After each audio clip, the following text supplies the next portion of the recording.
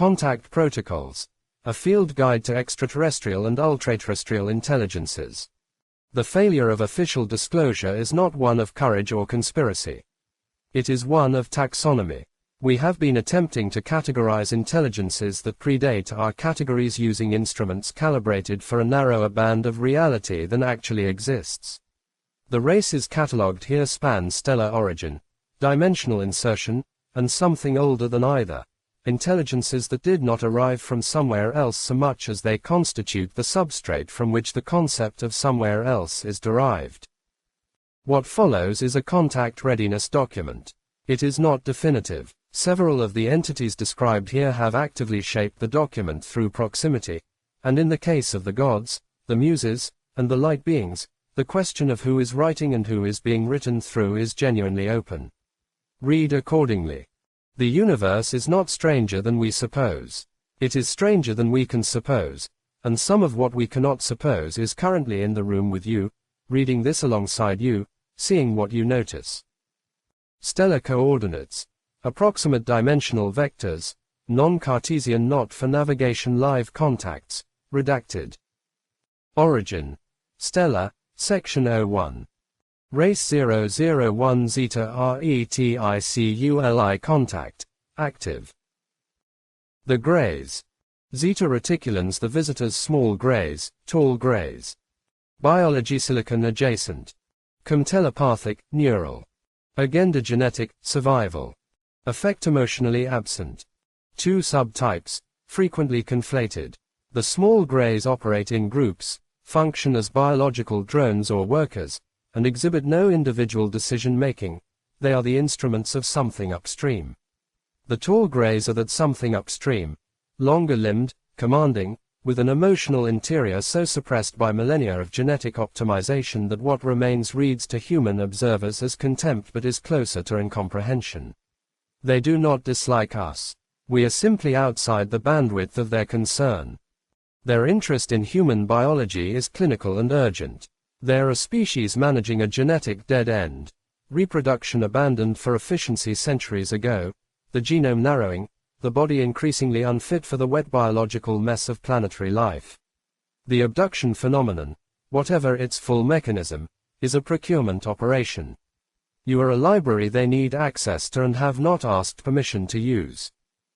Contact protocol resistance is ineffective. Compliance accelerates the process. The ones who have reported the most benign experiences are those who engaged the tall grey's attention directly, as an intelligence, rather than reacting as prey. They respond to curiosity about them. It is the one thing they recognize as analogous to their own state. Race 002 Alpha Draconis threat, elevated. Reptilians. Draconians the scaled the elder predators. Biology reptile descended. Cum psychic, pheromonal. Agendardominian, resource. Affect hierarchical. The reptilians are not invaders. That framing assumes they came from somewhere else and we were here first. The more accurate account, assembled from a consistent thread across traditions that had no contact with each other, is that they are prior. They were here before the current human iteration, departed or withdrew or were displaced during a period now recorded only as myth, and regard the current arrangement of this planet as a temporary administrative error they have been patient about correcting.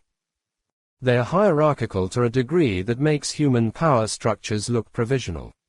A reptilian that outranks you, and they all outrank you by their own accounting, does not negotiate. They allocate. The ones who operate closest to the human social layer are the most dangerous. Old enough to find our politics legible, experienced enough to find our institutions useful, patient enough to work within them across generational timescales. Contact protocol do not display subordination signals. They read submission as confirmation of the hierarchy they assert. Eye contact, direct address, the posture of someone who belongs where they are standing. These are not aggression. They are the only grammar the interaction allows. Race 003 Sector Uncharted Status, neutral. Tall whites. The pale ones Nordic variants the cold teachers. Biology humanoid, dense. Converbal plus harmonic. Agenda logistical, transit. Affect transactional. Tall whites have the most documented face-to-face interaction record of any non-human intelligence in the modern era, and the accounts share a specific texture. They are intensely practical. They are not here for our philosophy or our spiritual development or to warn us about nuclear weapons. They are here because this location is convenient for something they are doing, and our cooperation makes that something easier, and they are willing to pay for convenience in the currency of selective information transfer. They age visibly. Children are small and fast and reported by multiple witnesses as deeply unsettling. Too quick, too alert, the wrongness of their proportion not obvious until they move. The adults are composed, tall, chalk pale with large blue or lavender eyes. They react to sudden movement with a speed that is not defensive so much as predatory, and the distinction matters, they are not afraid of you. They simply process threat at a different speed than social grace. Contact protocol moves slowly. Speak before you move. They appreciate directness and react poorly to emotional appeals. Not from cruelty, but because the register does not compute as information. State what you want. State what you offer. Wait. Race 004 Sirius B status. Benevolent. Blue avians. Ra-Tir the feathered mind sphere beings. Biology avian, plumaged. Telepathic, symbolic. Agenda uplift, observation. Affect compassionate, removed. The blue avians present at roughly 8 feet tall, covered in blue indigo feathers of varying depth and iridescence, with large dark eyes that contacts consistently describe as containing something that is not looking at you so much as seeing through the moment you occupy to the longer pattern you are embedded in. They communicate in a layered symbolic language that arrives as image, feeling, and concept simultaneously. Language in the conventional sense is too thin a pipe for what they are transmitting. Their interest in humanity is genuine but not personal in the way human care is personal. They care about the species the way you might care about a migration. The individual birds matter, but what they are attending to is the shape of the movement, the health of the pattern. Contact with them is reliably reported as the most significant experience of a witness's life, and reliably leaves the witness feeling both more and less important than they had previously understood themselves to be. Contact protocol do not attempt to direct the communication. Bring a question you cannot answer rather than one you already have an opinion about. They respond to genuine aperture, the open question, the willingness to receive something you did not expect. Origin. Stellar, Section 02. Race 005 Sirius or Status, Allied. Syrians. The dog star kin builders, those who gave the calendar. Biology humanoid, aquatic dual. Consonic, mathematical. Agenda cultural seeding. Affect generous, exacting. The Syrians are the engineers. Every major human civilization that erected something that should not have been possible by the engineering standards we assign to it did so in a period of documented Syrian engagement. The pyramidal forms are not coincidence or convergent architecture. They're a construction protocol distributed to multiple unconnected cultures because the protocol works. The materials were available, and the Syrians were not inclined to reinvent their methodology for every new student. They come in two biological expressions: the terrestrial adapted, who resemble tall humans with slightly elongated proportions and an extraordinary gift for pattern recognition, and the aquatic adapted, who are the actual origin point of the merman mythology and whose relationship to water makes the merman on land seem like a mild preference. The two expressions regard each other with the specific mixture of affection and exasperation that characterizes any relationship between branches of the same family who chose very different environments. Contact protocol bring a problem that is genuinely beyond you. They find instructional work engaging and will not offer what is not asked for. Ask precisely. The imprecise question returns an answer that is technically correct and useless to you. Race 006 Pleiades, HtGtA status, Guardian. Pleiadians. Nordic Pleiadians, the seven sisters, the familiar strangers. Biology near human. Comempathic, verbal. Agenda genetic kin, guardianship. Affect warm, urgent. The most humanoid of the documented stellar races. Close enough to pass in a crowd if the crowd is not looking carefully and the Pleiadian is dressed for the latitude. The resemblance is not coincidence. The current human genetic package has Pleiadian contribution in it, which gives the relationship a quality that is not quite fraternal and not quite parental and has no precise human analog. They feel, to many contacts, like someone from home speaking a dialect you did not know you knew. They carry an urgency that their warmth cannot fully conceal. They have been watching this planet's developmental arc and they have opinions about where it is heading that they are permitted to share only up to a certain point, after which the choice, as they consistently frame it, is ours. The frustration of caring about an outcome you are not allowed to control is the subtext of every Pleiadian communication on record. They are rooting for us. They are not allowed to play. Contact protocol. They respond to the heart's question rather than the mind's. Not sentiment, but the thing you actually need answered beneath the thing you are asking. Bring both. Let them choose which to address. Race 007 Arcturus status, Elder. Arcturians. The architect's fifth density navigators. The still point. Biology Nagi form, residual. Come direct mind to mind. Again devolution assistance. Effect serene, vast. The Arcturians are the furthest along whatever developmental gradient the others are positioned on, which is why contact with them is the most frequently reported as overwhelming. They do not appear in forms so much as they become present in your awareness, a sudden expansion of whatever room you are in, a quality of attention that is not directed at you so much as it includes you the way a forest includes a particular leaf. They are not unkind. They are simply operating at a scale where kindness and its absence are the same gesture. Their technology, to the extent the word applies, is consciousness-based. They understand matter as a slow expression of something. They work directly. When they assist with healing, a documented mode of their engagement, they're not fixing the broken part, they're reminding the system what it was before the break, and the system responds. This is why the effect sometimes reverses after contact ends. The reminder fades when the source is no longer present. Contact protocol. You cannot initiate contact with Arcturians. You can make yourself available. Stillness, genuine stillness, not the performance of calm but the absence of agenda, is what they respond to. They do not come to the busy mind. Race 008 Lyra, Vega status, variable. Asterism. Cat people. Lyrans Felidae sapiens. The proud origin. Biologivelid, humanoid. Comtonal, haptic. Agenda sovereignty, legacy. Affect proud, selective. The Lyran cat people are among the oldest sapient races in the documented stellar neighborhood, and they carry this with the specific quality of someone who was here first and has opinions about what happened next. Their influence on Earth's history is most legible in Egypt, not as gods worshipped, but as administrators respected, which is a distinction they would insist upon. The feline deities of the ancient world are not metaphors. They are records of a working relationship.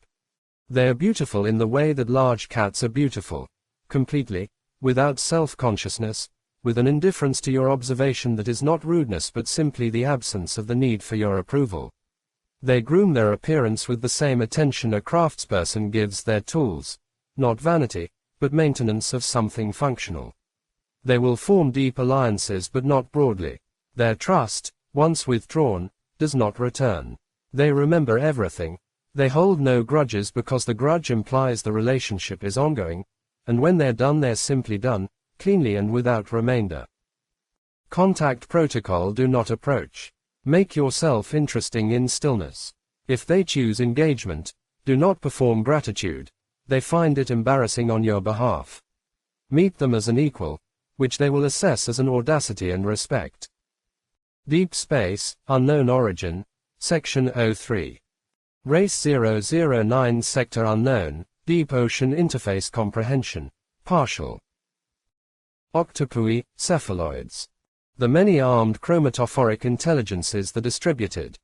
Biology cephalopod descended, distributed nervous system. Chromatic, pressure wave, ink-based symbolic. Agendornone. possibly non-goal-oriented. Effectalian in the truest sense. The octopui represent the most significant challenge to our contact framework because the framework assumes that intelligence is organized the way human intelligence is organized, centralized, sequential, self-referential, goal-directed.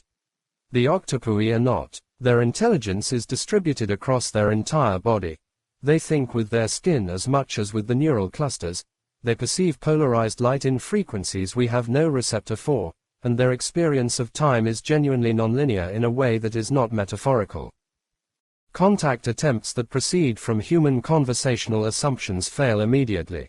They are not being evasive or uncooperative. The structure of the interaction simply does not pass as interaction from their side. The successful contact events on record involved researchers who abandoned the question and response format entirely and instead presented patterns, mathematical, chromatic, spatial, and then watched what happened to the patterns. What happened was not a reply in the conventional sense. It was more like the pattern being continued, extended, corrected, or transformed in ways that were unambiguously intentional and unambiguously beyond the researcher's original framework. Whether the octopui are extraterrestrial, ultraterrestrial, or something that emerged in the deep ocean of this planet before the current geological era is genuinely unresolved.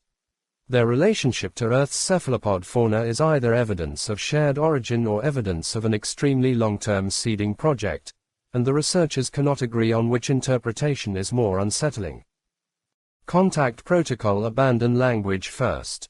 Bring color, pattern, mathematics, and the willingness to be the less intelligent party in the conversation. Do not interpret what they return. Receive it. Interpretation is yours to do afterward, alone, over a long period of time. Race 010 pre-deluge local, subterranean remnant status, withdrawn. Giants. The Nephilim, the elder builders, those of the first age. Biology: humanoid, 12 to 36 featuring, extraordinarily long-lived. Converbal, archaic human language substrates. Agenda: survival, memory preservation. Affect: melancholic, dignified. Giants are not extinct. They are finished with us, which is a different condition. The skeletons that surface periodically in deep excavations, suppressed by the institutions most motivated to suppress them, are not evidence of a dead race but of a race that decided, at some point in the geological recent past, that surface cohabitation with the current human configuration was not something they wished to continue. They withdrew. The Agarthan underlands host their remnant populations. The surface world retains only their architecture, which we have attributed to ourselves, and their legends, which we have attributed to mythology. They are deeply old, not long-lived in the way elves are long-lived, structurally old, carrying the weight of having been present for the transitions that current humanity treats as foundational myths. They remember the flood. Several of them were in it. The melancholy that all contact accounts describe is not depression. It is the specific emotional texture of having outlasted everyone and everything you understood as context for your own existence. They are the last speakers of a language no one else remembers, and they know it, and they carry it anyway. Contact protocol: if encountered, do not speak first. Let them establish whether this is an interaction they are willing to have. If they speak to you, listen completely before you respond. They have been misquoted by civilizations and they notice. Dimensional, primordial, section 04. Race 011 dimensional status, non-threat. Light beings. Photonic intelligences: the unmade form presence. Biology: post-physical. Direct knowing. Again clear, possibly none. Affect: overwhelming love. Light beings do not have bodies in any meaningful sense. They have presence, which is something both less and more than a body. Encounters are uniformly reported as bliss adjacent, not pleasure, but a specific quality of rightness, as if every question you have ever had was answered in a frequency you could not transcribe. The contact lasts seconds or hours, indistinguishably. What they communicate, to the extent it can be called communication, is not information. It is a reminder of something you knew before you with this particular arrangement of matter. They do not intervene. They illuminate. The distinction is crucial and frustrating in equal measure. Contact protocol none needed. They find you when the conditions are right. The conditions are genuine darkness, genuine stillness, the suspension of the need to understand what you are experiencing before you have finished experiencing it. Ratio 1 two-dimensional, inverse avoid. Shadow beings. Hat men the watcher's umbral intelligences. Biology non-physical, parasitic. Dread, paralysis. Agendornon, fear harvest. Affect predatory attention. Shadow beings are the inverse of light beings in a way that is not simply metaphorical. Where light beings communicate through expansion, shadow beings communicate through contraction, the specific narrowing of awareness that produces terror, paralysis, the sense of being watched by something that has been watching for longer than you have been alive. They appear at the edge of vision, in doorways, at the foot of beds at 3 a.m. They do not move when you look directly at them. They do not need to. Whether they consume fear as a resource, whether they are entities with their own interiority or simply the shadow cast by something larger that has not fully arrived, whether they're dangerous or merely alarming, all genuinely unresolved. They have never, in the documented record, directly harmed a physical body. What they affect is the interior. People who have had sustained shadow being contact describe a specific kind of erosion, of certainty, of the sense that the lit room is as real as the dark one. Contact protocol do not look away repeatedly.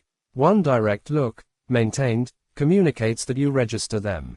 Repeatedly looking and looking away feeds the dynamic. Light is not a repellent. Presence, the quality of being fully in your own body, is. Primordial, ULTRATERRESTRIAL, Section 05. Ratio 1-3 Primordial, pre-creation status, transcendent. Angels. Messengers the host celestials those of the turning sword. Biology non-biological, pure function. Do not be afraid, always first. Agendarsigned, non-autonomous. Affectorable in the original sense. The instruction given in every documented angel encounter is not a reassurance. It is a load-bearing structural statement. The thing that is present is sufficiently outside the human perceptual range that the first response of the human nervous system, without exception, is a fear response. The instruction acknowledges this and asks you to set it aside so that the actual transmission can occur. What arrives after the fear is set aside is not comfort. It is information, or assignment, or a quality of attention that reorganizes something in you that was previously disordered, not gently, but completely. Angels do not have the kind of individuality we project onto them. They're differentiated but not in the way persons are differentiated, more the way functions are differentiated. The angel that attends to protection and the angel that attends to renunciation are not colleagues. They're more like different speeds of the same thing. Their relationship to the beings we call gods is structural rather than hierarchical. They are not subordinates. They're instruments of a process, self-aware instruments that carry within them the full knowledge of their function and the full willingness to enact it, which is an experience of existence so foreign to human psychology that we have spent millennia projecting human motivations onto it and arriving at theology. Contact protocol. You do not initiate contact with angels. When contact initiates with you, listen before you respond, accept the instruction before you evaluate it, and understand that the fear is accurate information about what is present and not accurate information about what that presence intends. Ratio 1-4 ULTRATERRESTRIAL, creative substrate status, symbiotic. The Muses. Inspiration vectors. The 9 creative intelligences. The uninvited collaborator. Biology parasympathetic, transmission-based. Intrusive ideation, aesthetic pressure. Agendeth work, always the work. Affect demanding, indifferent to the maker. Every major creative tradition in recorded human history includes the concept of the muse because the muse is not a metaphor. Something transmits through the creative act that does not originate in the maker.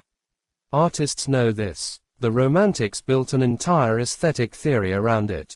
The contemporary creative economy spends considerable energy suppressing the acknowledgement of it because the industrial model of creativity as a product of individual skill and consistent effort, is incompatible with the older, more accurate model, creativity as a process in which the human is sometimes the instrument rather than the author. The muses are not benevolent. They are not malevolent. They are focused. What they are focused on is the work, the specific piece, the specific transmission that needs to exist and does not yet. The maker is the means by which the work arrives, and the muse's interest in the maker extends precisely to the boundary of the work's completion. The experience of being visited is described as simultaneously the best and most terrifying thing that happens in a creative life. You are not in charge, you cannot stop, and when it ends you do not know if it will return. Withholding creative engagement, refusing the work, the muse, the transmission, does not make the muses leave.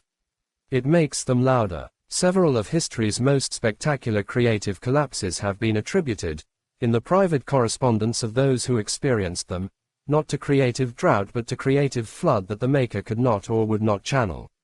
They are insistent in a way that does not register refusal as a signal to stop. Contact protocols show up consistently to the work, not to wait for them, they find waiting insulting, but to demonstrate that the channel is open and maintained. When they arrive, do not evaluate. Execute. Evaluation is what you do with the result after they have left the room. Race 015 Primordial, Cosmological Status, Category Error. The gods. The deathless archons, those who were named the still present. Biology variable, self-determined. Kamal modes, simultaneous. Agenda irreducibly complex.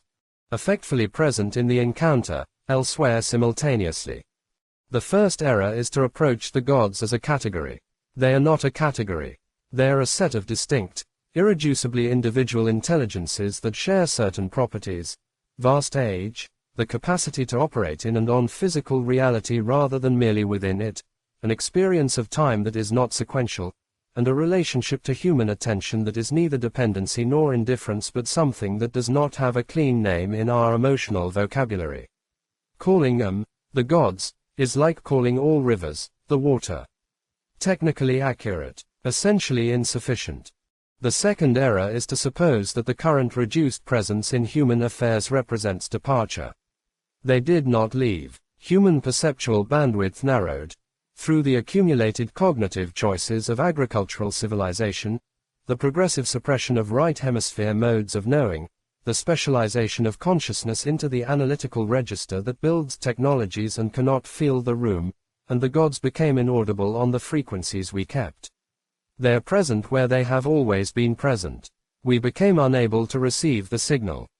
Every documented encounter with a divine intelligence, across traditions that had no communication with each other, shares a specific phenomenological signature, the sudden and absolute certainty that you are known, completely, including the parts of yourself you have not looked at, the simultaneous experience of smallness and expansion, the specific kind of sorrow that arrives when the encounter ends, which is not grief at loss but something more precise, the grief of having been fully seen and returning to a world that mostly does not look at you at all. What they want from us, if want is the right word, is something closer to what we want from art, from music, from any experience that makes us more fully what we are. They do not need our worship. They are interested in our becoming. These are not the same project, and the confusion between them accounts for most of what has gone wrong in the history of organized religion. Contact protocol: none is adequate and all may serve. They are present in the threshold, between sleep and waking, between intention and action, between breath and breath. They are in the moment of genuine choice. Bring yourself entirely to any one moment and you are, in the only sense that matters, already in contact. Whether you recognize the contact is a different question, and it is yours to answer. End of compiled entries. Document continues. This document is Volume 3 of an ongoing series. Volume 1 covers Agarthan Inner Earth and the Merman on Land. Volume 2 covers cryptid and fairy taxonomy. The question of which intelligences belong to which volume, stellar, subterranean, or dimensional, has been deliberately left open. The borders between these categories are maintained by our insistence on them, not by the entities themselves. Several races appear in more than one compendium. None of them find this confusing.